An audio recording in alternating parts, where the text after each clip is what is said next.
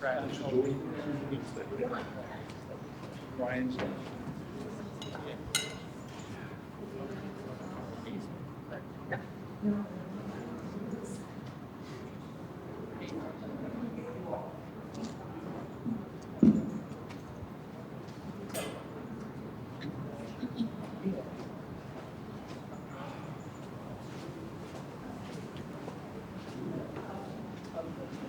Hello. Hey, how are you?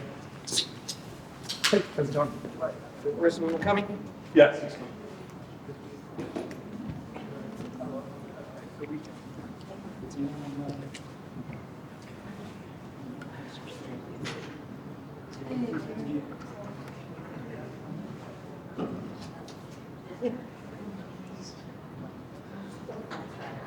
Good, how are you? Yes.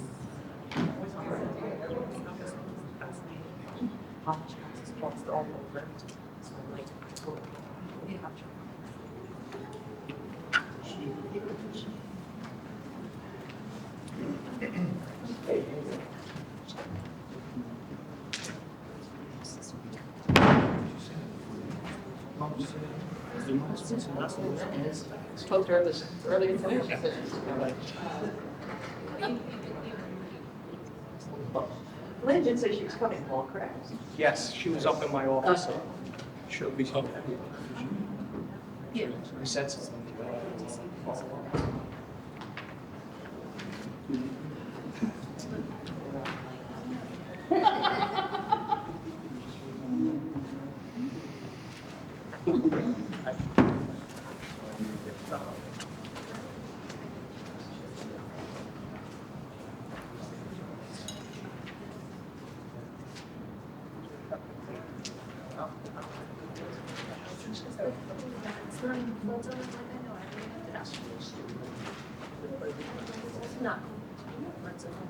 Not gonna do it.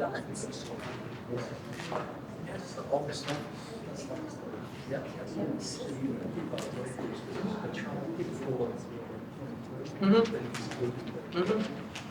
Yeah. Yeah.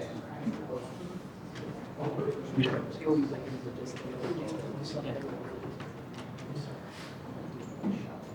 yeah. You go around and stop at different spots. Yeah, we did. We did.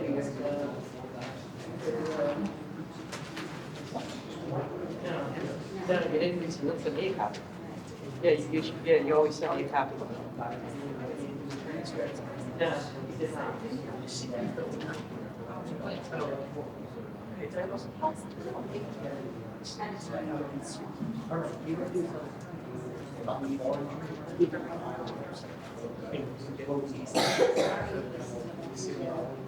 Yes, I'm gonna be on vacation.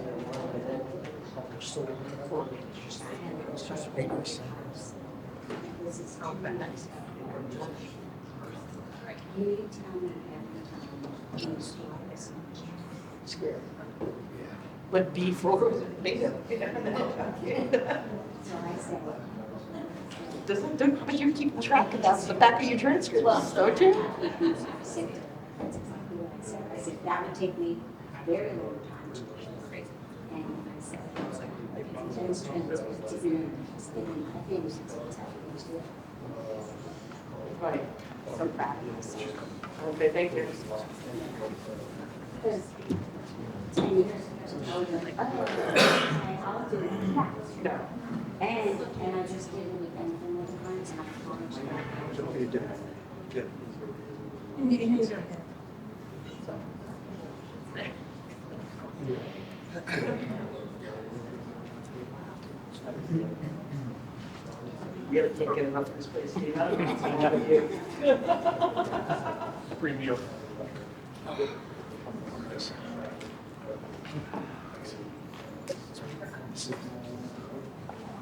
Yeah.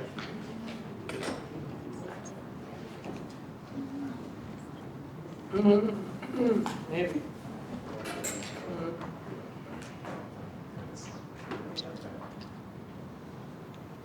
Got it.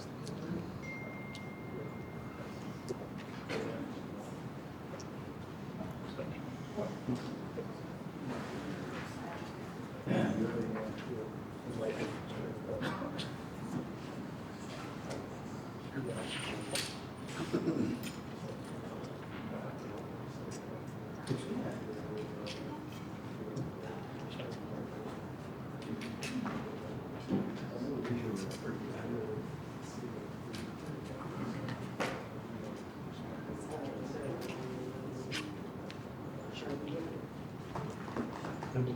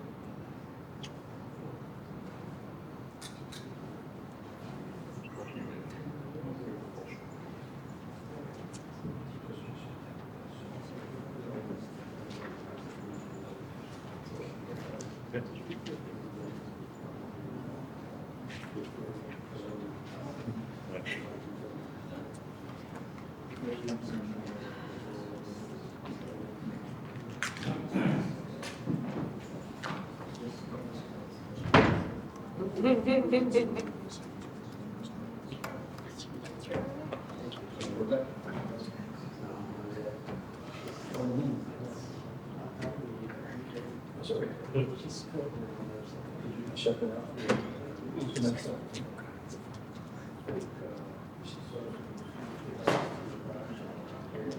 Good evening, everyone. Please stand for the flag salute.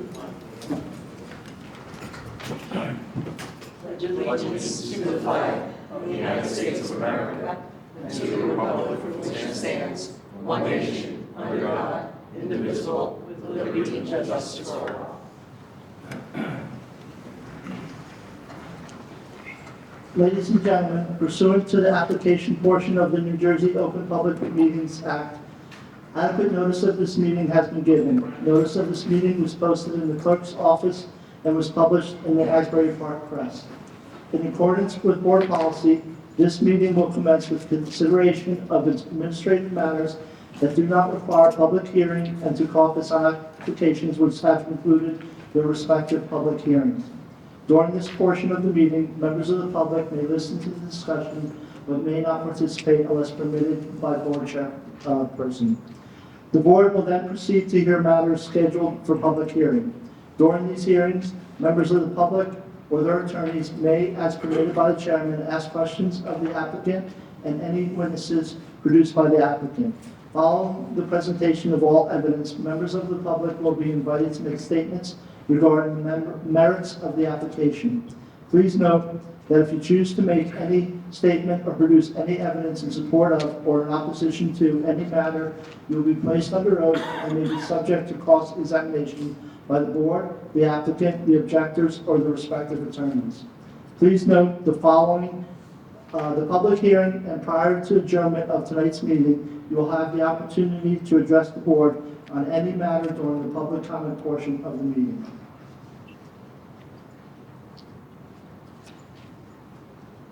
Do you roll call Dan Roderick, Here. Peter Pascarello, Here. Lynn O'Toole, Here. Brian Bockel, Here. Paul D. Gregorio, Here. James Pratt, Here. Paul Bernhardt, Here. Darcy Denbitzer, Here. Angelo Nazardo. Here. We have 9 members, we have a quorum. Okay, tonight we have the preliminary and final major site plan carried from the July 3rd, 2024 meeting. Testimony was heard, public notice required. This is for Waterfront Development Partners, Block 658, Lot 47 and 56. Good evening, Mr. Chair. Yes, good evening, Mr. Chairman, members of the board. If I get my microphone working. Again, for the record, Robert King here on behalf of the applicant, Waterfront Developers Partners, LLC. As indicated by the board chairman, the matter was previously heard on July 3rd of this year.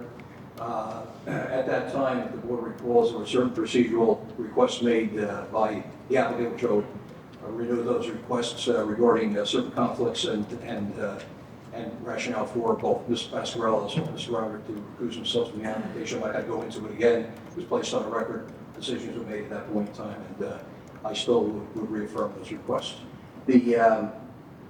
The applicant, I believe, left off, we had 2 witnesses last time, which included Mr. Brian Murphy, a professional engineer, who will also be testifying as our professional planner at the end of the case. We also had Mr. John Sarago, who's our architect, weigh in on the architectural plans and features of the application. Quite a spirited discussion with Ms. Hiller and lasted several hours. Tonight, we have Mr. Ray, who's going to be testifying as to the traffic implications of the project, as well as addressing the engineer's reports, and also we're going to bring back Mr. Murphy again to just address the design errors. That would conclude our presentation. Thank you. Thank you.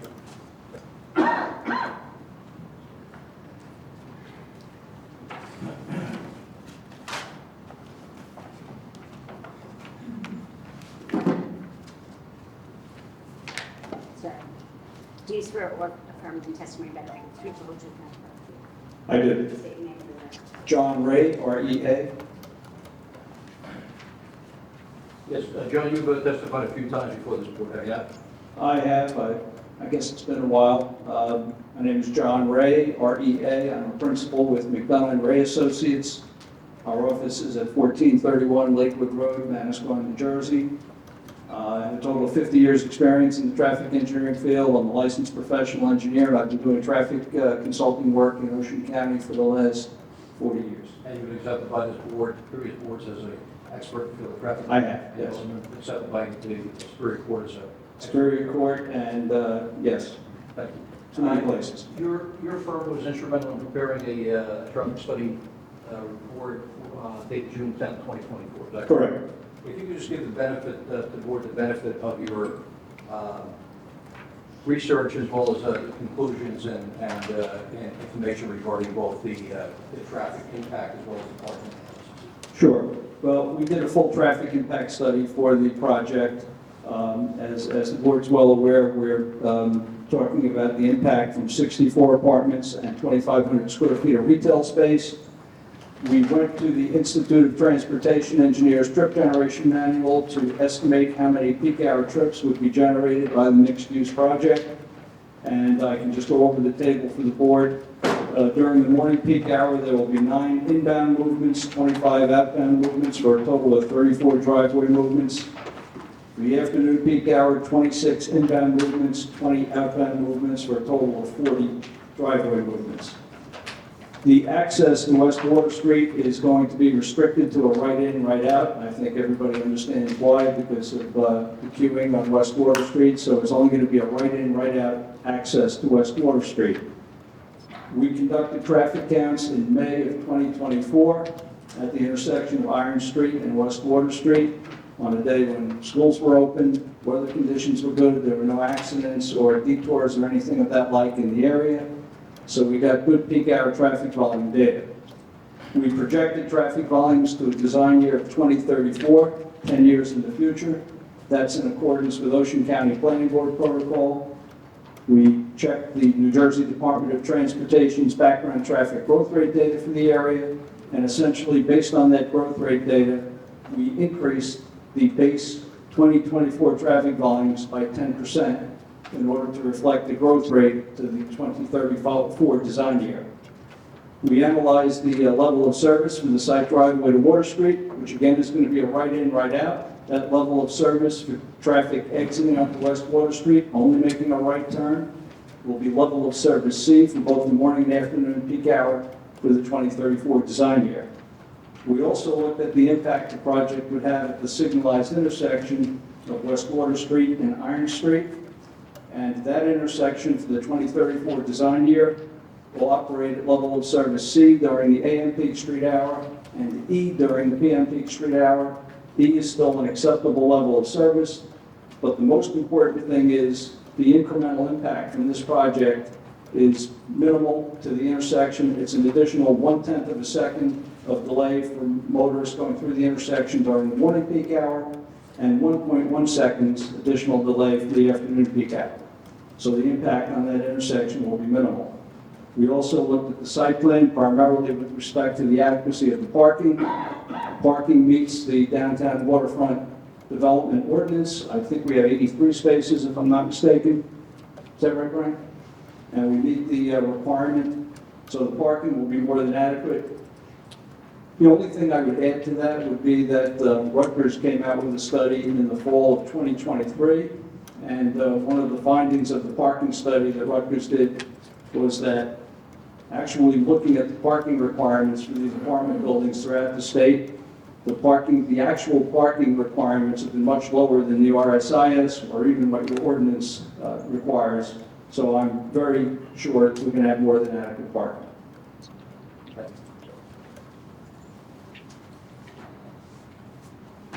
That basically summarizes it. Board has any questions at all? I have a question. You began your presentation by saying 2,500 square foot of retail space. Yes, Is that what your study is based on, 2,500 square feet? that's the latest plan that I saw, unless that's changed.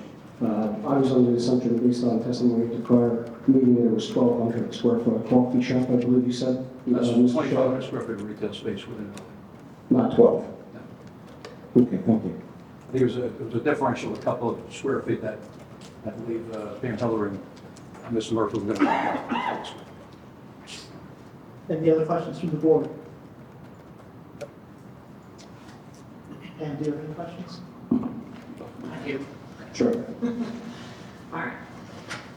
So I do want to just go back, just to summarize a couple of things that were discussed at the last hearing with regards to the living space. So testimony was provided by the architect that the lounge deck can be rented for residents for parties and events. The parking calculations don't reflect that. Would that be something that would typically be reflected in your parking calculations? I know that you assumed so many apartment buildings and a commercial space. I think the testimony was that we were compliant with the ordinance as required. 1.4 spaces per apartment, that's what's required, that was presented. In fact, I think we have excess parking. But testimony was provided, I just want to make sure that the space, the outdoor lounge area will be able to be rented for parties and events, correct? My understanding is that, no, it would be rented by perhaps the renters or at least the tenants within the building. It's not going to be rented for outdoor purposes. Okay. And then with regards to the architect's testimony as well, there was a question on staffing of the building. So the testimony stated that the building's going to be staffed, for service, a custodian. Was that considered in the parking calculations as far as the staffing needs? The ordinance provides with the parking calculations, or it doesn't indicate whether or not we have one custodian or two custodians. But, I mean, I've had the opportunity to speak with my client regarding that question. They predict having probably a leasing agent there during a period of time in which the building is going to be leased, hopefully fully occupied, and then thereafter it's just going to be a maintenance person. Okay, so the physical operation, the people who are operating the site, that you feel is encumbered under the parking required per apartment building? I believe so, and just take a step back, and also, what I mentioned before about the Rutgers parking study, it is my expectation we're going to probably have 10 or 15 parking spaces more than we need based on the Rutgers study that was done in 2023. Notwithstanding the fact that we meet the township ordinance, the reality of the situation is, based on the Rutgers study, we're going to probably be over parked a little bit. So can you give me a breakdown? What is the Rutgers study? The Rutgers Is it per study- bedroom? Yes, the Rutgers study concluded that, and this is in a downtown area where you do have some, bus transit and what have you, that in a suburban area, the two-bedroom apartment, the RSIS required 2 spaces for a two-bedroom apartment. The Rutgers study found that the actual need was a little bit less than 1.5. And for a one-bedroom apartment, the actual need, instead of 1.8, which is what RSIS requires, it was actually 1 parking space per unit. So I don't know exactly what the bedroom mix is here, but Was this one supposed to be 1.3? 1.4. This 1.4. Well, so it's lower than what would ordinarily be allowed under the underlying zoning, correct? Well, there's no underlying zone here, Mr. Rucker. There's no underlying, the zone that is here is a waterfront development zone. That zone was replaced the VS zone, the VO zone, and the VB zone. So that the zone that's here, that was created as a result of Mr. Mr. Roberts' analysis of the plan and the zone downtown, was to replace the existing zones at that point and put a whole bunch of uses in there. But part of that was to provide certain parking criteria, which is 1.4 parking spaces per unit. Well, we have a disagreement as far as Well, what are the lines you of- can talk to your planner, I'm not going to disagree with you. That was, Well, you- that was called out by your planning letter as being compliant. So as far as the applicant is concerned, we comply with the parking requirements. There's nothing within the ordinance that says I have to have an extra space for a manager or for a But custodian. the ordinance does state that you have to have an agreement, redevelopment agreement, No, we're not- and statute. We've already gone down that path. That's the redevelopment agreement is something that we had discussed at the last meeting. We're here to hear the application plan. No, I understand. I think that you were advised by the attorney here that you were supposed to have a redevelopment. Well, I was agreement. advised in Ms. Winter's letter that could be a post-approval situation. And very frankly, I've been waiting now for almost 5 months for this redevelopment agreement. We had a meeting about a month and a half ago, and I still haven't received it from Mr. Renaud. So if the redevelopment agreement is reasonable, it's not unusual to have a development agreement or a redevelopment agreement as any part of any application. But I need to see it whether or not it's reasonable or not. That'll be similar to a condition that might be imposed upon a county that we may feel is unreasonable. We have an opportunity to push back on that. It's no different than any other outside agency that would be applicable. So that would include the NUA, that would include the Ocean County Planning Board, or any other outside agency that we have to comply with. So I think Ms. Winters was correct when she indicated that's a post-approval decision that will have to ultimately go to the Township Committee for review, which again goes to my original discussion at the beginning of the meeting, which I'll raise again, is that I don't think it's still a good idea for both you and Mr. Pasquarello to be sitting on this hearing tonight. But the planning board is, Ultimately, you're going to be making a decision possibly on that particular redevelopment agreement. So that, I don't want to get into that again. I made that you argument. did get into it.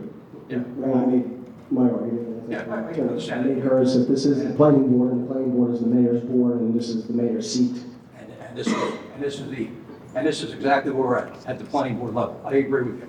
Okay. Where the planning board has to make determinations as to whether or not certain site plan requirements have or have not been. Right, but I'm not conflicted in my seat. It's a small seat. That's your position. I That's certainly respect everybody's it. position. I don't agree. I just have one question. You cited the Rutgers for 1 bedroom, 2 bedroom, but do they have anything to say on the 3 bedroom? Yeah, I believe it was I think it was 1.8 to the 3-bedroom. So close to 2. Okay. I do have more questions. Sorry. I just want I will be surprised if you did not. All right, so just to summarize real quick, regards to the parking, you feel it's compliant. So the proposed building apartment, it has 1 bedroom, 2 bedroom, and 3 bedroom apartments. You're assuming parking of 1.4 spaces per unit, and there's 2,500 square feet of retail that you're assuming parking for. And currently, the parking generation, it does not account for and custodial staffing of the building, apartment building, that's going to be managed in the building, and it doesn't account for any additional parking for events or leasing of the lounge area. So I just want to make a statement in the record. It does not, because the ordinance doesn't provide for that as well. So, and just so it's clear, again, based upon my discussions with the owner, as far as the maintenance is concerned and the custodial aspect is concerned, you have to realize the leasing is going to last as long as the building is leased. So if the building is fully leased, there's no more leasing agency that's going to be there. So those individuals will, find a little location to work. There will always be a custodian there, and there are custodian areas that the custodian will be cleaning up the garage area and the normal common areas that are. Yeah, there's a front desk area that will That's be right. manned as well, 24/7. No, it's not the 24/7 type of situation. It's not like a hotel or a Sheraton or that type of situation with Marriott residents where you have somebody at 24/7 or something. You got people with key fobs going into the building, Once it's fully leased, it's like any other apartment building, you have a key fob to get into your apartment. There'll be security, there'll be cameras, there'll be a variety of other things that will add the protection of the residents for the house. But until the 64 units get leased, there will be a person there probably from 9 to 5, 9 to 6 who will lease. Okay. Okay, So so, they've done another building there, is that, similar to 56 Legion Street. When Mr. Seller had built that, he actually took one of the units and had his staff in that unit during the period of time he was releasing. So the unit acted as a space for his office representatives to show the lease space, show the different facilities, which is very, very common. all right, so on to my next round of questions. So we have, can we talk about access into the parking lot and the clearance restrictions as far as entering the parking lot? Testimony was provided that the maximum 10-foot clearance is, I was not here at the last meeting. I think Mr. Murphy provided that testimony. He would probably be, or the architect did, he'd probably be better answering that question.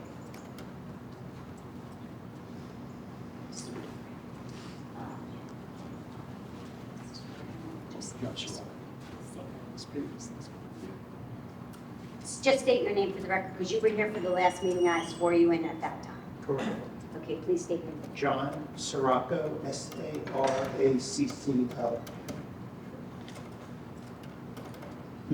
so at the last meeting, you gave testimony that the maximum clearance at the entrance to the parking lot is 10 feet, is that correct? Yes.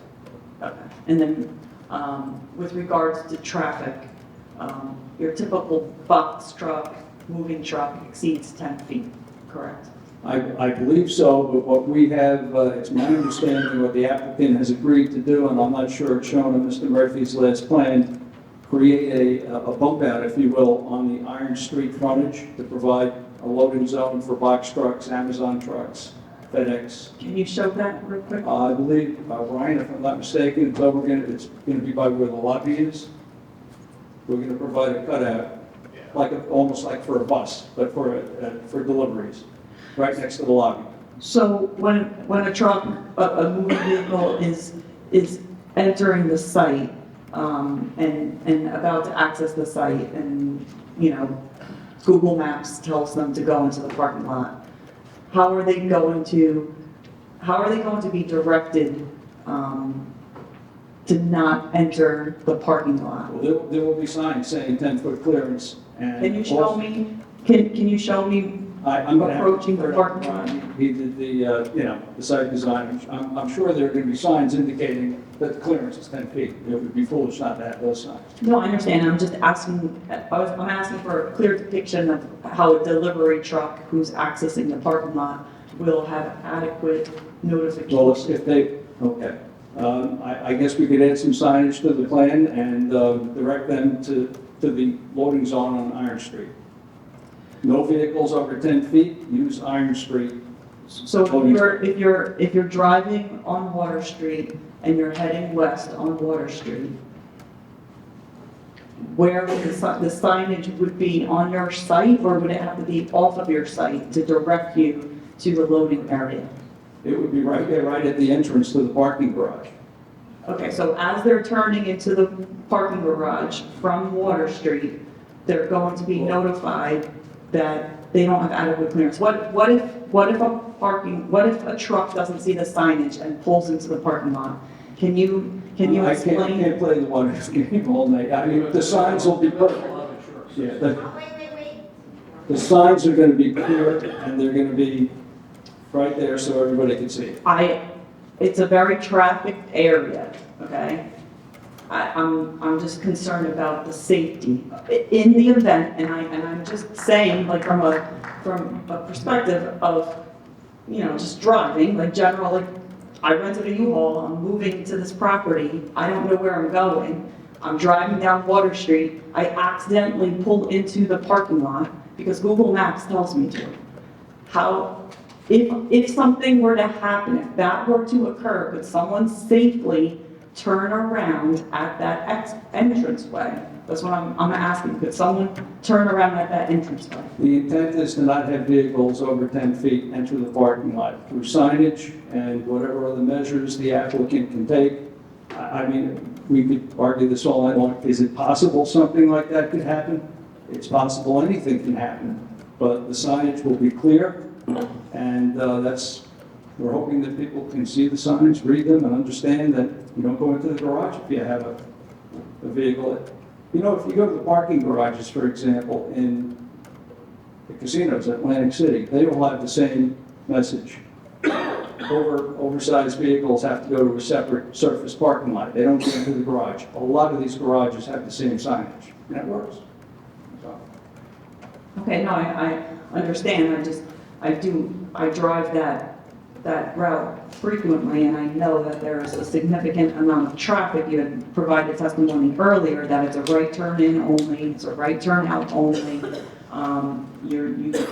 Because of the high density of traffic that's out there. So I'm just trying to understand the circulation. So We could also, too, as part of any, hopefully, resolution approval, represent the board as a condition of approval that the applicant will notify every vendor, will notify every proposed tenant, inform the tenant that if a moving van is going to be coming in here, that they cannot locate in that particular parking garage. So the landlord will be very, very proactive in making sure that your concerns are met. So make that a condition, we'll require it, we'll place any type of signage that's reasonable to convey that message. I think that really is an issue in every parking garage, probably in the state of New Jersey. But very, very frankly, it's probably an issue in every retail shopping center in the state of New Jersey where you have one-way signs and do not enter signs. You know, there's people who unfortunately don't read signs. And that could happen in the future, but hopefully not. And I think having the landlord proactive in making sure that concern is addressed, it should not be an issue at all. And that message could get sent out pretty easily to all the vendors, Amazon people, anybody who's delivering a truck, any kind of package or information. You're going to have probably one retail user there. So more than likely, the retail user is going to have a vendor who's going to be probably servicing him. That vendor can be notified, and any vendors that are associated will be notified as well. So we don't want to have a truck going in there. Structurally, you certainly don't want to have that happen. We have a $15-20 million building. The structural integrity of that building could be affected by a truck going in. accidentally, entering the parking lot. But if the truck were to go to turn, they would have to stop, and they would be stopped in Water Street, and they would not be able to turn around. They would have to physically back up into Water Street in order to exit the property. Sometimes you can't account for stupidity. Stupid things do happen. the only other thing I did want to mention is that the mail room is adjacent to the lobby, and that's where the loading zone on Iron Street is going to be. I don't know about everybody else's experience, but a lot of the FedEx drivers and Amazon trucks that come to my office building in Manasquan, it's the same people. They know where the loading zone is, they know how to get into and out of the property. But the mail room where the packages are going to be delivered to and where the mail is going to be delivered will be adjacent to the loading zone on Iron Street. So it is something that the applicant has thought about and tried to resolve to the extent possible. I have a quick question before we move off of this. Over here. Yes. What, I heard the voice in where it was coming from. what about ambulances? Are ambulances shorter than 10 feet? That was my next question.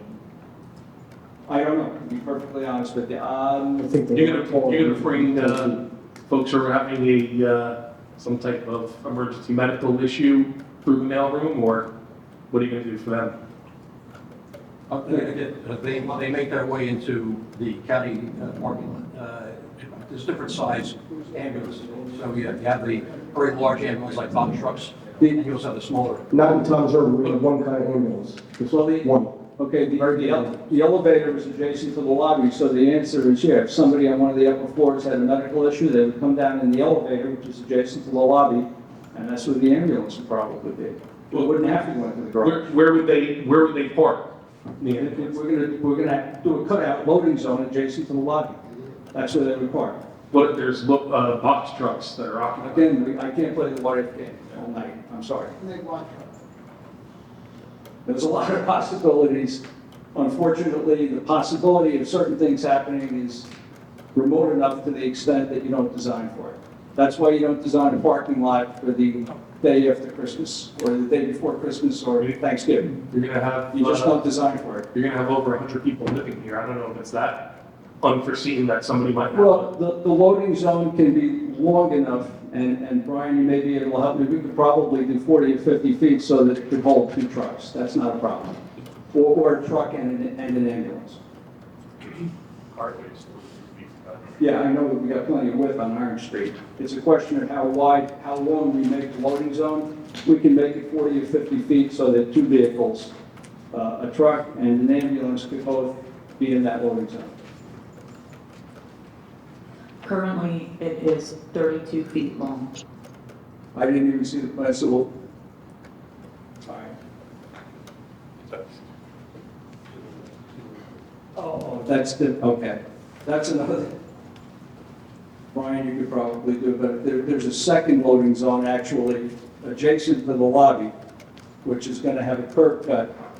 We're talking about 2 different things. We're talking about the loading zone that's on the plan that I saw is 32 feet in depth, but it's off of Iron Street. We're talking about doing a second loading zone, primarily for the delivery for the Amazon and the UPS FedEx trucks. That's going to be a cutout on Iron Street that's going to be in front of the lot, almost like where a bus would pull off the street. It's going to be off the traveled way. Was that submitted? Not yet, but that's something we've agreed to. Apparently, at the last meeting, this became an issue. I was made aware of it. I discussed this with Mr. Murphy, and that's our solution to the problem. It's good, but the plans will be modified to show that cutout. It was a totally legitimate comment, one which we think we've addressed.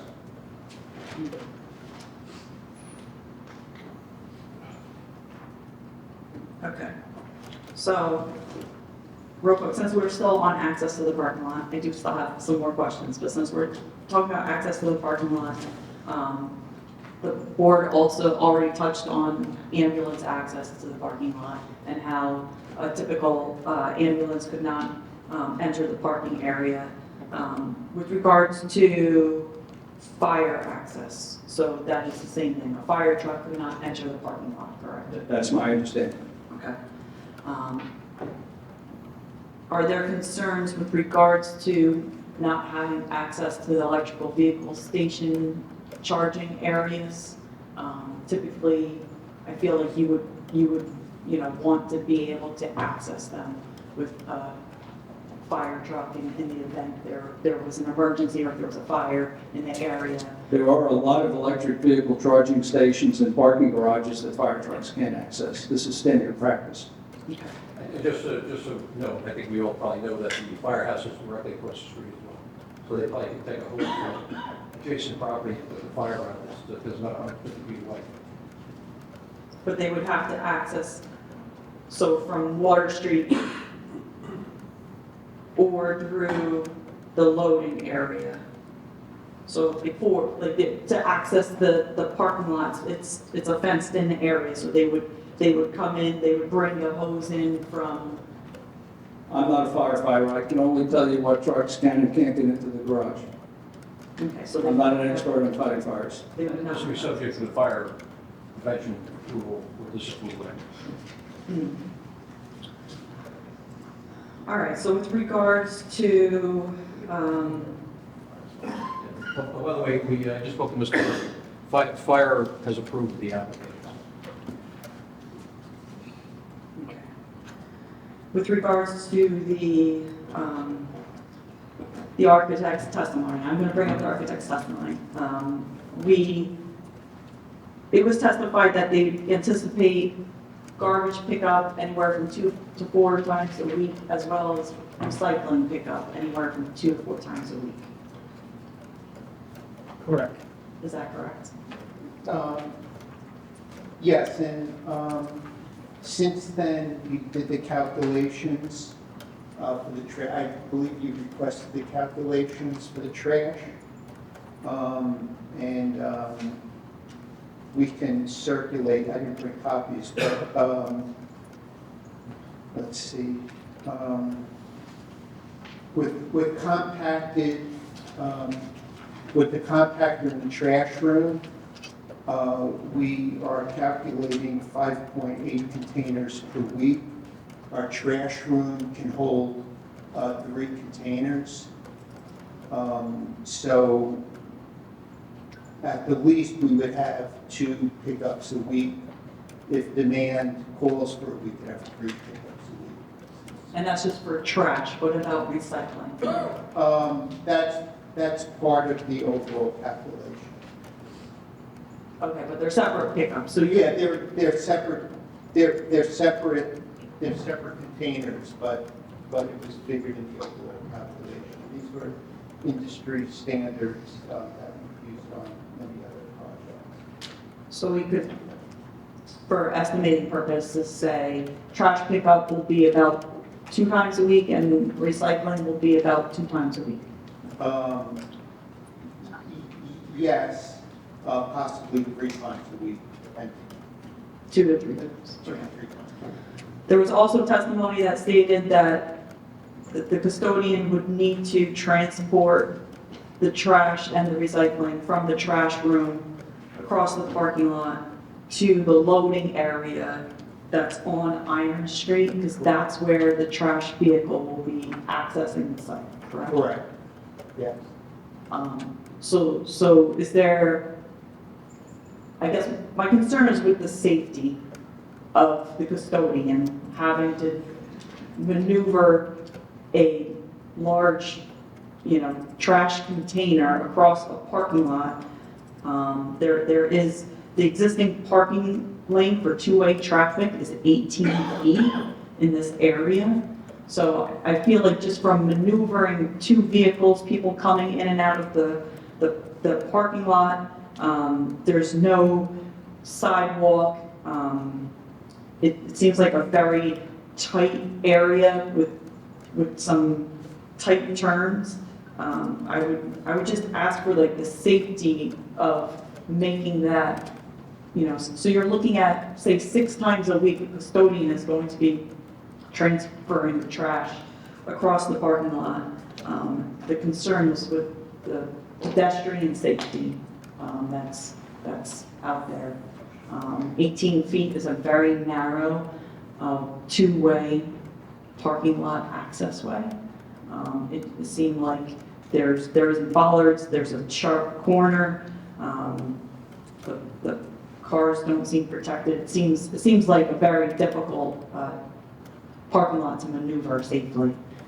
Well, I could only speak to my experience with multifamily projects for the past 25 years, and most of our projects have trash rooms located somewhere in the middle of the parking garage. Trash comes down, it comes down to the parking level, and I have never gotten any pushback from any of my clients, their operation teams, or from anybody stating that was a problem or even a potential problem. I just never heard of any hiccups on that level of moving trash around. And the drive aisles are 24 feet. I'm not sure what you're saying, 18 feet.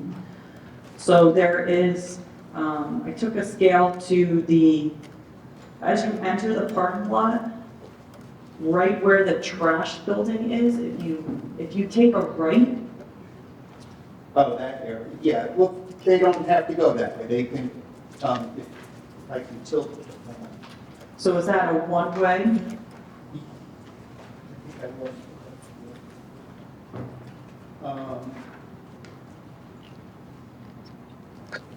This, from the trash room all the way along here and coming around, we have at least 24 foot wide all the way to this pathway to the loading area.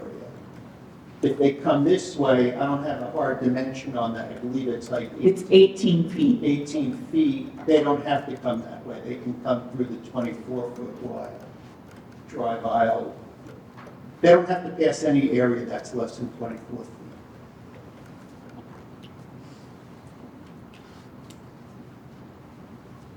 But an 18-foot wide 2-way access road is would not be recommended. That's a very short distance, Dan. I mean, we're talking about the distance of one parking space, two parking spaces, actually two parking spaces. I'm sure that if the custodian picks up the trash and sees that there's no traffic entering and exiting this 18-foot aisle, it's only two parking spaces along 40 feet. Do you think? He or she's going to probably take it right straight through here, but if there is traffic in that area, they'll probably come up and use the route that the architect just said. It's not an issue. Okay. With regards to,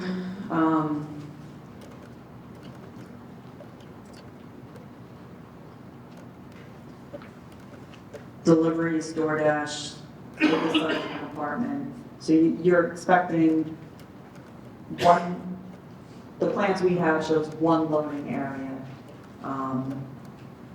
And they will be revised to show a second loading area, which will be a cutout on Iron Street, so they'll actually be two, yes.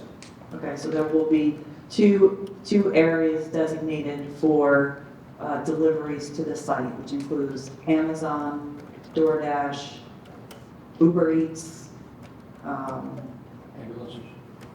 ambulances, Refuge. moving trucks. Yes, And then with regards to any other restrictions, so the gated parking lot is going to be gated and locked between the hours of 9 p.m. and 8 a.m. So those two spaces are adequate to service this larger building. yes. I've worked on multifamily buildings in other areas of the state, a little bit more urban areas where the situation is very common, where you only have one or two loading areas, one or two loading zones, even for more units than 64 units. I know this is something that's new to Tom's River. It's not new to the rest of the state. This is a well-designed plan, in my estimation.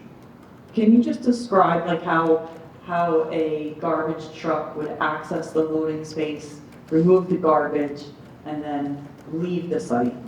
Well, it would come down Iron Street. Most of the refuse removal trucks are front loaders. The truck would pull in a forward position, unload the garbage, and then back out onto Iron Street and travel to West Water Street. Okay, so there's no concerns with the trash and the recycling backing up onto Iron? Trash trucks back up all the time. They do it in my office building. And they don't have as much room as this plan provides. And then when the gates are closed, the only people that will have access into that rear parking lot are residents, correct? That's right. And, I wasn't here at the last meeting. Mr. Shea says that's correct. That's the testimony. Yes. Gates closed.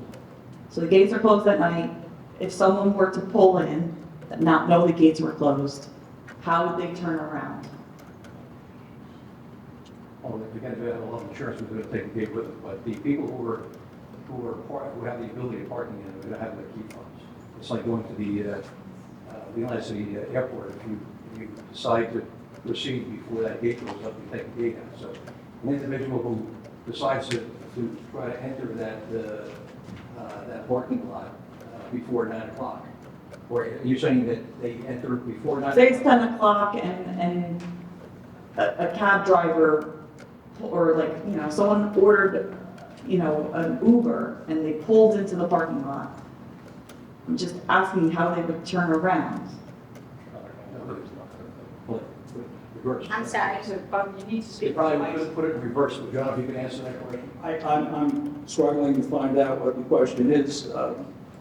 If someone accessed the parking lot entrance that's on Water Street Okay. accidentally, and I understand it could happen, I mean, it wouldn't be an uncommon thing for somebody to pull into that entrance drive, because it does look like the main entrance drive to the parking lot. If the gate is closed, how would they turn around? If the gate's closed, they keep going on Water Street, and they'd probably have to go down Highland Parkway, do a U-turn, and come back. If the gate's closed, it's closed, they won't have access. And we don't want that, actually. They're not supposed to be there, they shouldn't be.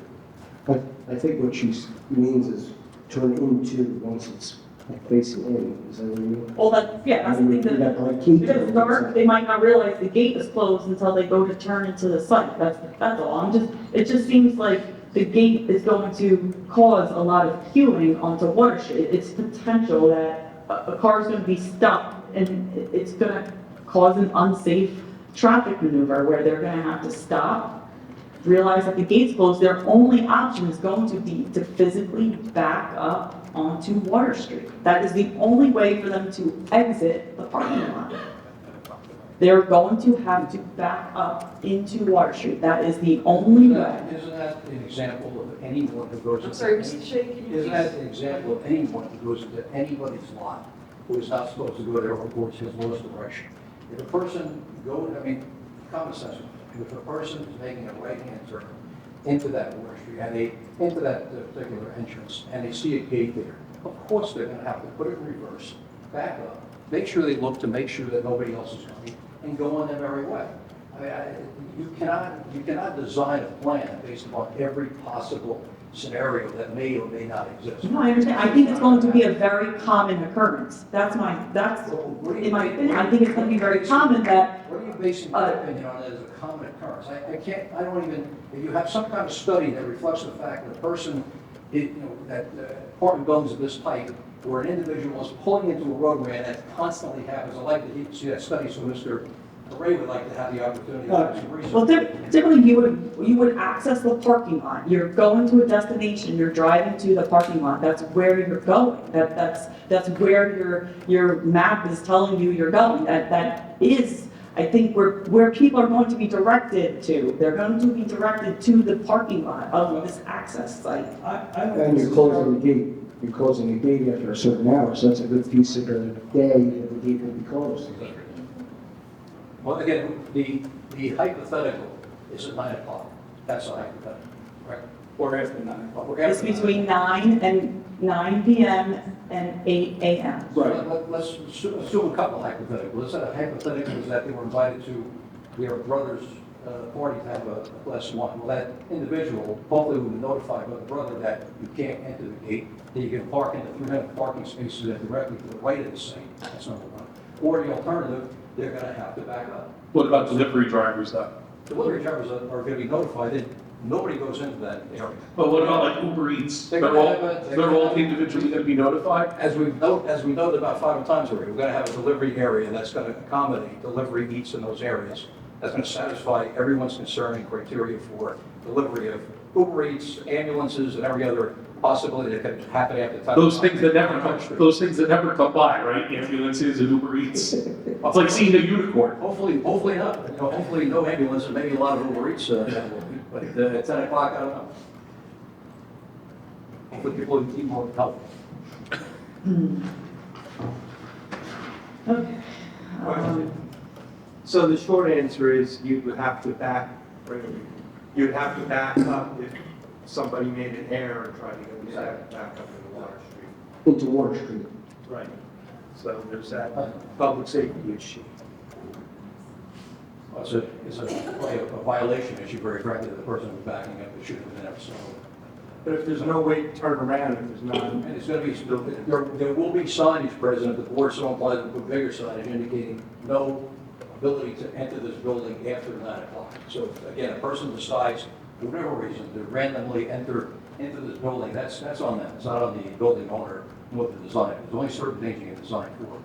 Well, site circulation and safety of vehicles entering and exiting the site is an important part of the site design. And I think that Mr. Ray has said 5 times already that he is satisfied with the design of this and is satisfied with the material. And you just talked about you'll provide more signage. Well, wouldn't the signage need to be off the site in order for people to have adequate time to see that that's not the access? So like, they're gonna pass the entrance, and then how are they gonna be directed to the loading zone?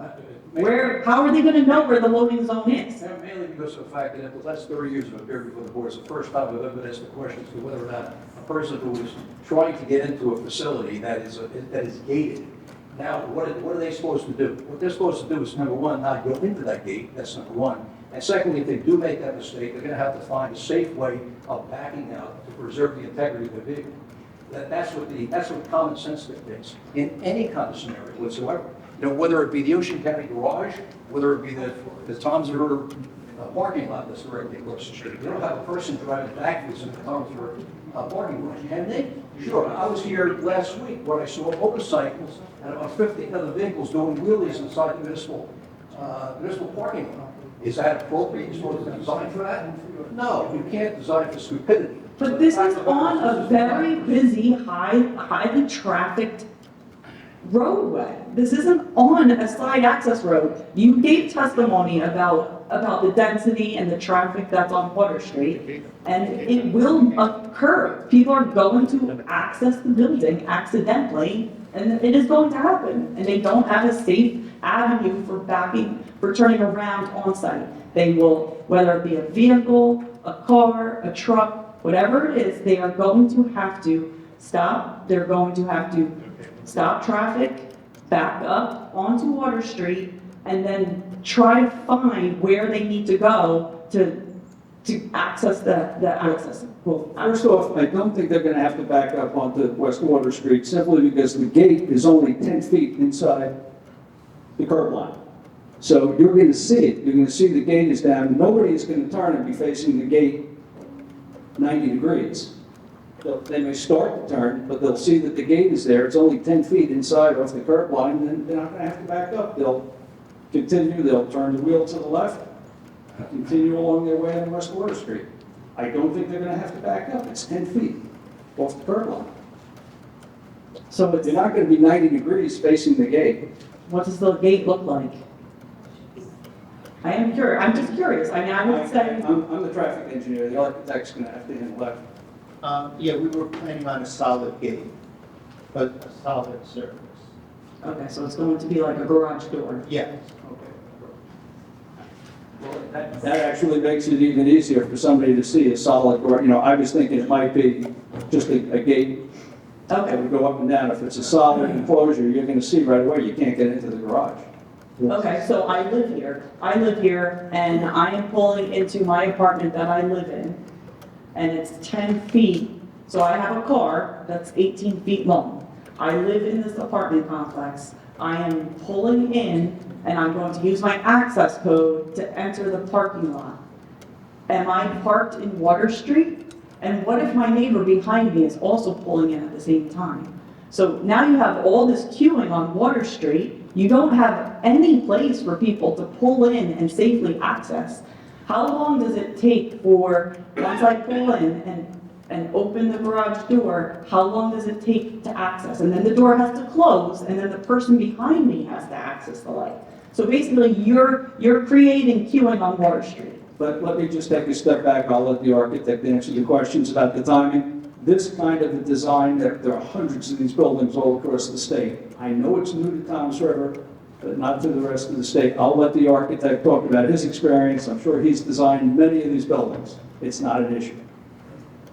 So I just have to correct the statement. The overhead door to the parking garage is 10 feet from the property line, plus another, I believe it's about 10 feet, another 8 or 10 feet to the curb. So it's a total of roughly 18 feet from the overhead door to the curb. So how long will it take for a resident to enter the gate? Well, before 9 o'clock, it's 0 time, because the gate will be open. After 9 p.m., it'll take about probably 10, 15 seconds for the gate to open. And the other thing I should point out, I think there's a little misunderstanding here, that if somebody types in their map app the address for the property will take them to the lobby, not to the parking garage. So for anyone who's not familiar with the parking facilities of the property, and type the address in, will be brought to the lobby, to the parking. And there will be one spot available for that person to park. In the loading dock, but I believe we're proposing a second loading area. There'll be 2 loading areas. So everybody will be directed to the front of the No, building what where I'm there will saying- be What I'm two saying- loading areas. There's, at some point, there seemed to be the implication that somebody who doesn't know the facility that's just coming to visit would be directed toward the Water Street garage door. There is no address here. The address is on Iron Street. That was my point. So people will be directed here, and then they will figure out what to do at that point, whether it's an Uber driver that will drive in temporarily into the loading area, or whether it's a guest. If it's a guest, they'll most likely be notified before they get there what they're supposed to do for the park. Okay. So the queuing entering, so between 9 and 8 p.m., there is anticipated to be about 15 seconds to go into the, get access to the parking lot. Correct. Would you anticipate there ever to be queuing of cars at the gate? After 9 o'clock at night, from 9 o'clock at night to late in the morning, I guess it's possible, but highly unlikely. That's why it's not designed for. Again, why do you design a parking lot for the day after Thanksgiving? You don't do it because although the possibility is there, the possibility is remote enough so that you don't design for it. That's the only answer I can give you. And you're a professional engineer, you know that. So you don't design for any queuing onto Water Street, but one vehicle could access. The second vehicle would have to wait, put their blinker on, wait for the first vehicle to enter, and then pull in and enter. And they would be waiting on Water Street. I just want to make sure. That's correct, but, you know, this has to pass county approval, which it has. And certainly something that the county would be concerned about as well, so if need be, we can take that up with the county. Okay.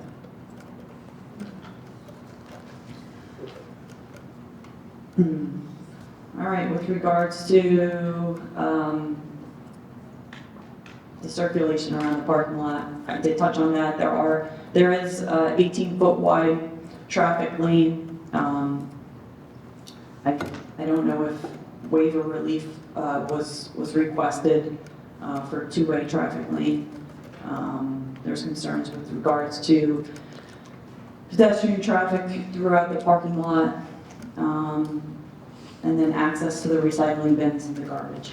So those we already touched on, and that concludes all of my questions at this time. Christine, you have any questions?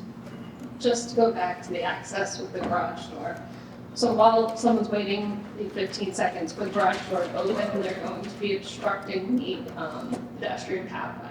Is that correct? Like any other parking garage anywhere, yes. I would hope there wouldn't be a lot of pedestrians at that hour of the night and get, but anything is possible. We're talking about hypotheticals, again, that are, It's not that are hypothetical, remote that's enough, how much room there is. that are remote enough that you don't design for. That's all I can say. This is a common design that is found in municipalities all throughout the state. I know the architect has designed a lot of these buildings. I've worked on a lot of them. This is not uncommon. We're trying to create a problem that doesn't exist. All right. And as far as the study you referenced, I just want to make sure I have the right one. It's that how much is enough parking usage in New Jersey rental units results from a survey of developers, owners, and managers by Rutgers Center for Real Estate. Correct. Okay, so that's a white paper that was, surveys were sent out to, and excuse me, because I just briefly overlooked it here tonight. Surveys were sent out to a number of different multifamily operations, and they self-reported their results. Correct. So there are 279 self-reported results for these units, and it does come to an average of 1.41 parking spots per unit, which is what is in our redevelopment plan. It does call for 1.4. They do meet the parking requirements per the redevelopment plan. I just want to point out this study, there is not one single apartment complex that's self-reported for Ocean County. And it was done by the Center for Real Estate. It was anonymous, but given the particular institute within Rutgers that did it, they had a purpose in mind. They were looking for a study that's going to show, most likely, that parking requirements are higher than they need to be. Well, the only other way I can address that, and I understand what you're saying, is that we have done parking counts at multifamily buildings that have been built throughout the state, different areas. Not sure any of them have been in Ocean County, but some in Monmouth County. Right. And we're finding parking ratios that are much lower than RSIS. We just did a study in South Amboy, and we're finding like 1.25 parked vehicles maximum per unit for a mix of 2- and 1-bedroom units. South Amboy is a lot closer to I know the that. train station. I love No. This site is not close to the train station. It's up toward the Parkway. South Amboy is only a square mile. It's up toward the Parkway. South But Amboy I'm is just only a square trying mile. to explain some of the. And I just wanted to edify for the board that the particular study referenced. I'm just trying to add some information to the discussion. The bottom line is we meet the ordinance requirement. I Yes, you think we'll do. stick with that and we're done. Okay. Just trying to add some information. Any board members have any follow-up? No, any questions for this witness from the audience? See any questions, motion to close that portion? All in favor? Aye. No, you have a. I do have one more witness, that's Mr. Murphy. He's going to put his planners out for us and go through the waivers. Again, there's no variances or questions for the application, so not necessary for the applicant to put any proofs on for C1, C2 variance. There's strictly a design waiver request under section 51B of this ordinance. Brian? You sworn in again? Do you swear or affirm testimony truthful, truthful? I did. Brian Murphy, M-U-R, P-H-Y, 1856 Route 9, Tom's River, professional engineer and planner, before this board many times. We're all familiar with the application at this point. Sorry. He accepted, now start again, please. Sure. We're all familiar with the site, obviously, at this point. We have a couple, note as Mr. Shea indicated, we have no variances associated with the application, only some waivers.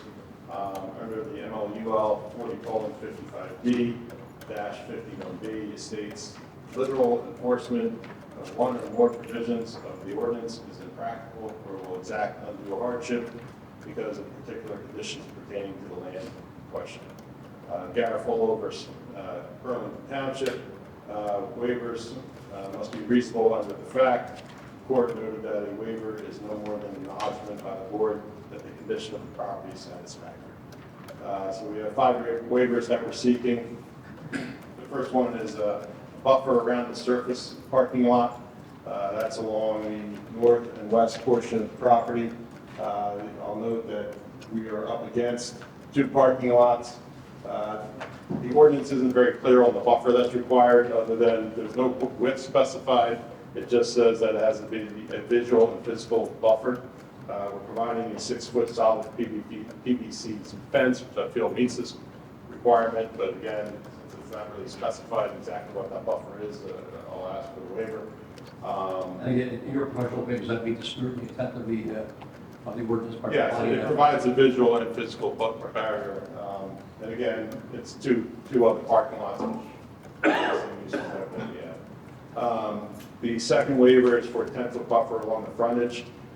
We have it along Water Street, where we are, and we have it mostly along Iron Street, but there is a section where we can't get it, and it's in the area where we have the ADA access going up into the building.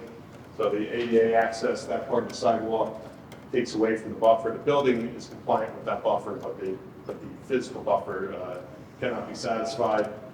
Again, that's because of the flood zone that we're in.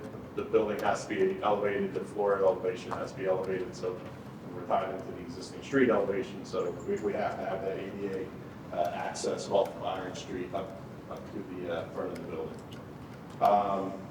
Curb radius of 5 feet. All of our internal ones are compliant. The ones that we're referring to are the center island.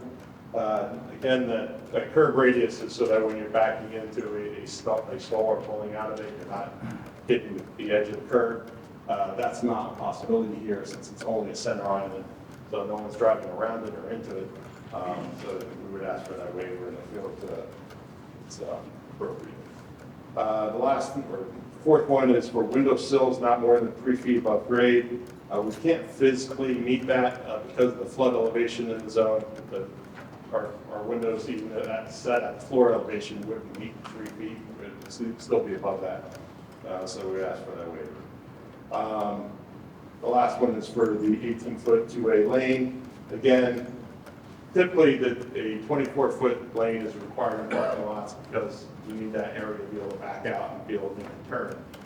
Where the 18-foot area is, it's not in an area where you would be backing out. So 18-foot is more than adequate for 2 cars to pass each other, but not for cars to back out on that lane. So that's why it's only in the area where we don't have cars backing out into the area. And that's it for the waivers. Again, Right, if you just put some testimony on record, again, section 51B specifically requires some testimony regarding as to whether or not the exceptions that are being requested are reasonable, given the plan.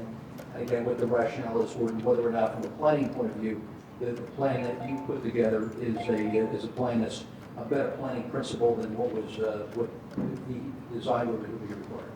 sure. Again, I feel that most of these waivers meet the intent of the ordinance, as I indicated. Having the fence barrier, I feel meets the purpose and intent of that requirement.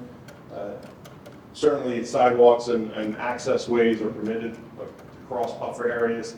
So again, to have that ADA access, we don't have a choice. We have to have ADA access, of course, into the building, and the length of that's increased because the building has to be brought up to meet the flood elevation requirements. So again, I feel those waivers are appropriate. And I feel that they have no impact and that actually provide a better design than the would. And based upon your experience and also and based on your knowledge of the design, you feel like placing those designs in there would be impractical given the type of plan that we have. Absolutely. It's impractical to meet the ordinance for these couple of waivers. Thank you. Any questions from board members? Ann? You're good. I just want to verify that it looked like there was a couple of other waivers that were required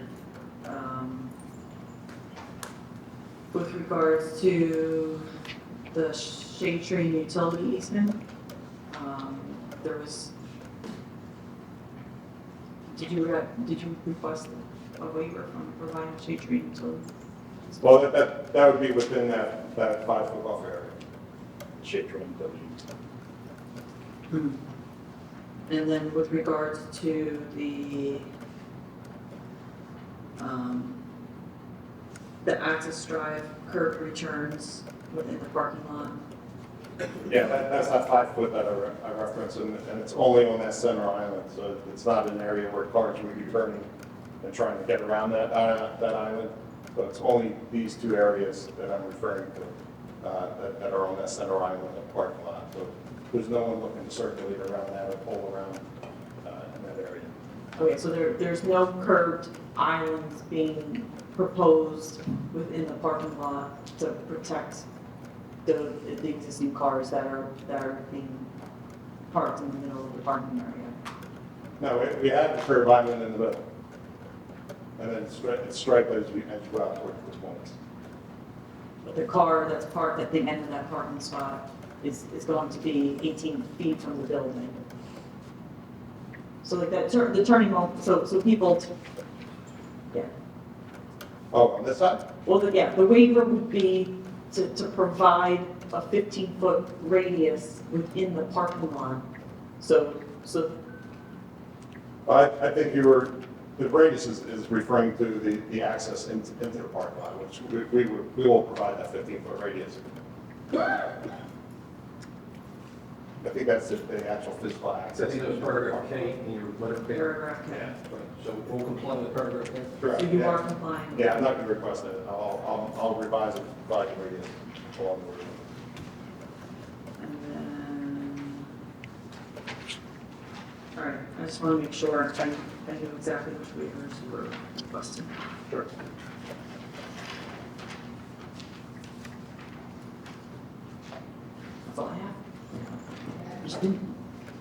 we address the waivers that I have, so. At this time, any questions for this witness from anyone?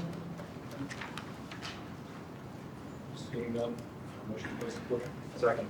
All in favor? Aye. At this time, I'd like to call anyone that have any comments or questions they'd like to come up. Anybody from the public? Please come up and be sworn in.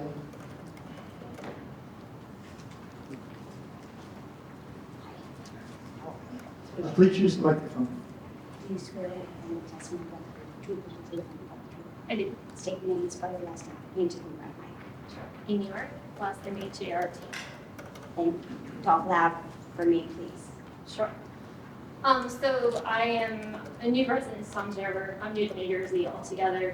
I am very concerned about the development in this area. I've been concerned to volunteer at Save Barnegat Bay. It's a very worthy cause that they have, and they are very concerned about development. Bringing in more people to Toms River, the rest of the county can do whatever it wants. Ocean County can approve whatever it wants, okay? But Toms River, you guys have control over your own town. Another 100 people plus, I mean, this is 100 units, is that right? Times 3, you know, just to maximize however many people are gonna stuff into a 1-bedroom, 2-bedroom, 3-bedroom. This space is not enough at all, 1. But 2, we don't need any more people. We have a very large footprint. I've been doing research from the 80s, looking back to Star Ledger, or whatever the newspaper was at the time, because it is no longer running right now. All throughout the 80s, almost every day, there's new development being approved by the planning board. That is why we're so developed. You guys have a large land area. You've developed most of it. And this, I understand, the parking lot right now, because you're adding people, and the issue, environmentally speaking, which is something that I haven't heard today, it's all about safety. Completely agree with the safety issues. Everything that you brought up was wonderful, Ms. Hilla. I'm concerned about the environmental. More nitrogen, we produce so much nitrogen already, is going right into Barnegat Bay, Toms River. We have environmental talks from people all over, Chesapeake Bay, Virginia Beach area. They are having very warm water, more jellyfish, more everything. What does that mean? Bad for tourism. And that is a big product for you guys. That's a big industry, tourism. Bringing people in to spend money, they're not going to want to come and jellyfish or just plaguing the waterways. And nitrogen in general is killing fish stocks. It has major implications for the ecosystem. When you allow one of these to come, I visit Philly, I live near DC. I've driven by these, units that have, everyone's doing it, you guys should do it too. I don't believe in that at all. You need to preserve what you have now and just build on top of build. Do not build more. Do not bring more people to this area. It is really killing the environment. It's really bad for you guys. And the water levels are rising. We've seen Barnegat Bay. It is super high. Like, can you imagine just, more development just causing that water to rise even further? And I'm not talking about climate change. I'm talking about nitrogen for humans. That is what I'm talking about. This is not a political thing I'm talking about. This is just common sense. So that's what I have to say today. And Britta was not able to come today. She would have spoken on behalf of Save Barnegat Bay. She's also against this development. Just want to pass that along. And I thank you for your time. Thank you. Anyone else would like to come up and make a comment? Seeing no more comments, motion to close. All in favor? Aye. You have a closing statement, Mr. Chair? Yes, just very briefly, Mr. Chairman. I think the board members have heard this application for about 6 hours or so, and collectively with July 3rd. And just, again, very briefly, the application itself from a municipal land use point of view is actually a fairly straightforward. The board sits as a independent authority, and the purpose of the planning board, and I think it's really good just so sometimes remind the board, is to review its ability to review the ordinances that are in place at the time an application is made. There's a lot of things happening with downtown, a lot of things happening with the ordinances, but the ordinance that's in front of you is an ordinance that was written quite some time ago. The application is being heard under that prior ordinance, which will be hopefully in existence at least until 7 o'clock tomorrow, but the application itself is being heard under the redevelopment ordinance that's in place at this point in time. Now, that was designed because it afforded a developer the opportunity of determining what they have to do, what compliance, what requirements they had to meet in order to build a structure, whether it be retail shopping center, apartment complex, or residential unit, doesn't really matter. But that's laid out in the ordinances, and it's up to the planning board and its staff to call out and make sure that the developer complies with those requirements in the ordinance. If we don't, and within certain design, or should I say zoning criteria, that'll be a variance. If there's a design criteria, waivers will be requested.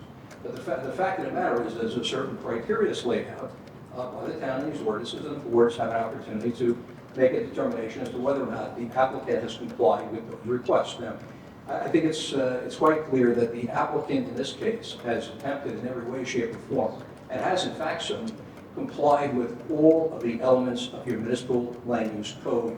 The code that is in existence at 7/20, now that we got the clock squared away, 7/20 on November 12th of 2024. And we've spent the last almost year now, the application actually was submitted, believe it or not, in November 4th of 2023, almost a year ago. So a lot of money has been spent, a lot of design and the architecturals have been spent, a lot of engineering, legal, application fees, escrow fees, in order to get to this point. And an applicant under the state law is entitled to certain things, is entitled to be at least assured that a planning board reviewing an application like this make sure that all the elements of those ordinances are met. And I present to you that we have met those. And that we've been more than willing to work with your professional staff to address those little incidentals as far as the drop-off and things like that. So those are modifications and plans that happen all the time, and that are usually handled by way of a resolution compliance in most municipalities, and even in this town for that matter. If the board would like to see a plan relative to that particular drop-off, we can certainly provide that to Ms. Hiller, and if she doesn't like the design, we can come back to the board and discuss it. But I think it's a fairly elemental item that the two engineers can get together and design something that's going to be satisfactory to the spirit and intent of what was being brought up here. So as far as the applicant is concerned, again, we've done our duty as a good citizen, as a property owner. This property's been owned by my client for many, many years. He owns the building directly across the street, Wells Fargo. He's a commercial developer. You know, and one thing that has not been discussed is really the need for this type of housing. I've represented a lot of developers in this area, one being on Legion Court, matter of fact, which is a 56-unit complex. That there was some people for it, some people against it when that particular unit went up. Those units are fully occupied right now. There's actually a 100-person waiting list to get into that building. There's a need for these type of units. There's a need for these type of apartments. We have a hospital that's up the block that's going to be increasing their capacity over the next several years with teachers, with doctors, with nurses who need housing. I have spoken to representatives from the hospital where people that are going to the hospital have to go sometimes to Middletown and out of the area to get sufficient housing. That is just not right. And a facility like this, a 64-unit facility, manageable in an area on a parking lot that has been deserted since I have been in high school. That is many, many years ago. That has never been anything other than a parking lot. Now we have an opportunity to put a beautiful building up, a residential component, a small retail component that hopefully will serve the individuals in this building as well as other people passing by. It'll be a great benefit to downtown. It'll also be a great benefit to the downtown businesses as well. You have 64 people now, or potentially a little bit more, who will be here, amazingly, on a Sunday. I don't know what, I'm sure many of you have driven to downtown Townsville on a Sunday. There is no one here at all. Forget about traffic. Forget about issues of environmental issues and all this traffic that's going to be going on Water Street 9. There is no one here. You can blow up Cannon from one side of Washington Street to the other side of the Sunday. There's no one here. Our businesses are closed for the most part of Sunday. Why? Because there's no people here. We need people to form downtown. And that was the whole purpose behind the 2021 redevelopment plan for this particular zone, which is the waterfront redevelopment plan phase 1. The purpose of that was to provide a community, was to provide more people that would occupy the downtown area. Not unlike Asbury, not unlike Red Bank, not unlike many other smaller towns where people love to come downtown. I love to come downtown. I live within a mile and a half of here. But it's a little bit depressing when you come down here on a Sunday, and the only people you see are people at Water Street Cafe. We all know that, that's accurate. This is normal here. Everyone thought that, oh my God, 56 units were going to be approved of Elysian Court, the end of the world.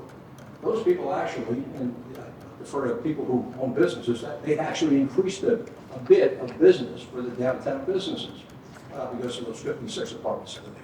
So I think this is going to be a small addition to the community. I think it will be a distinct benefit, very frankly, to that area, which has lain fallow for 50 plus years. We have the parking lot across the street that we all know what's going on already. Hopefully that will be built at some point in time. And it's going to be a very good complementary use. We're not going to get these 10-story buildings that everybody's concerned about. This is a 5-story building. This is about the size of the Ocean County Courthouse. That's it. And it's on an angle. It sits on an angle as described by the architect. Very, very nice looking. It has features of downtown with brickwork and things of that sort. So it's not out of sort with from an architectural point of view. It really hits all the buttons of what is required within your redevelopment ordinance. And that's why it was designed that way. It was designed by a planner. It was a lot of thought went into that process. As the board members, as they started this application off, it started in 2008, this plan. It progressed to 2012. Unfortunately, you all know what happened in 2012 with Sandy. It went off the rails for a couple of years. It went back on in 2015, and 2017, and 2019, and finally 2021. So these plans have just not been manufactured over a course of a 12-month period. It took 16 years to get to this point. And I don't know whether many of you were around downtown 16, 17 years ago, but this place was a ghost town. There were empty buildings. There were restaurants. There were no restaurants to be found. Water Street Cafe shortly came in after that. And now we finally have a semblance of a downtown that is starting to happen. You have the brewery. You have various other activities. You have some very, very nice ice cream parlors starting during. Who's going to utilize those if we don't have people there?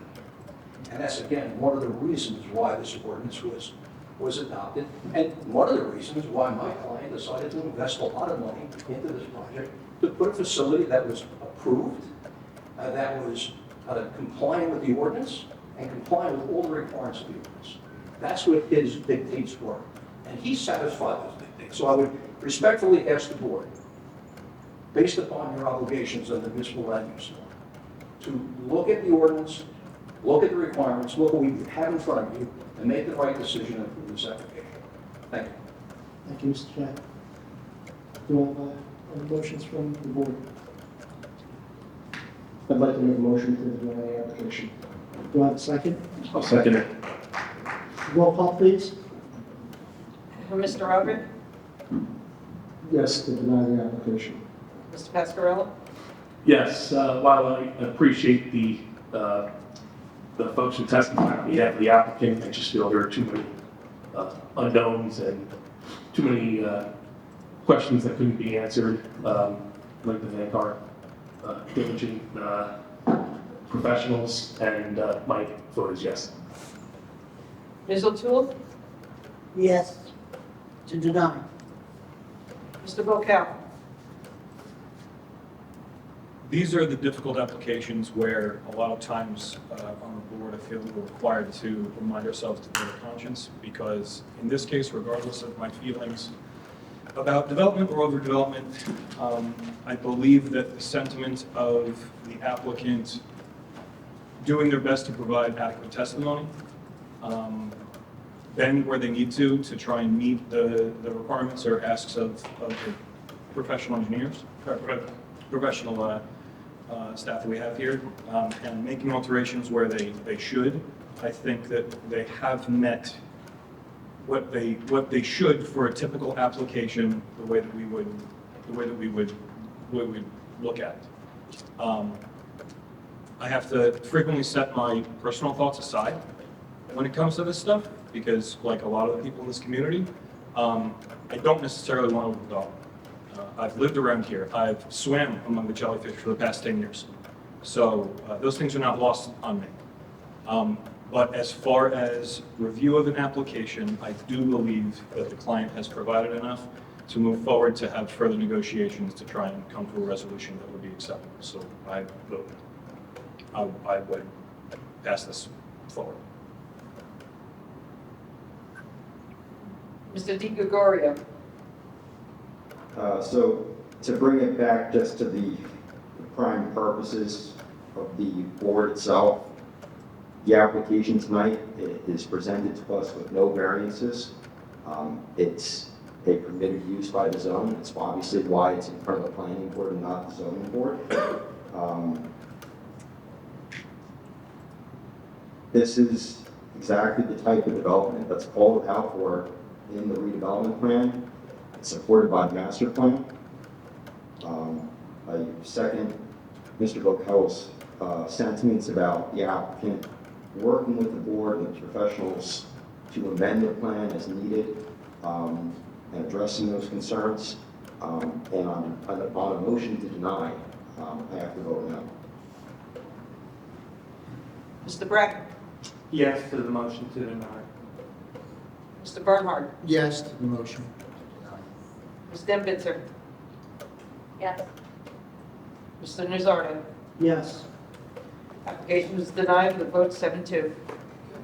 Mr. Chair. At this time, call anyone who'd like to have any comments for the board. Seeing the comments, motion to close. Second. All in favor? Make a motion to adjourn the meeting. Second. All in favor? Aye.